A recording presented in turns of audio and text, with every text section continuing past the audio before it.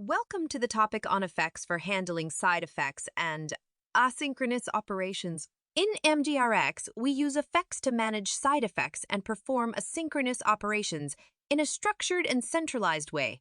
Effects provide a powerful mechanism to separate the business logic from side effects, leading to cleaner and more maintainable code. Using NgRx effects offers several advantages, including effects allow us to separate side effects from the reducers, keeping the reducer functions pure and focused solely on updating the state based on actions.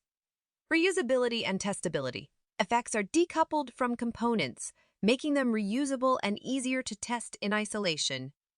Centralized management. By using effects, we centralize side effect logic, making it easier to track and maintain the application's behavior. To set up an effect, we need to create an effect class that listens for specific actions and reacts to them with asynchronous operations.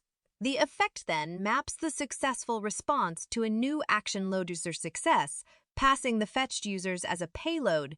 If an error occurs during the HTTP request, the effect maps it to the load user's failure action with the error as the payload. To start using the effects, we need to register them in the app module. NgRx Effects provide an elegant solution to manage side effects and perform asynchronous operations in an Angular application.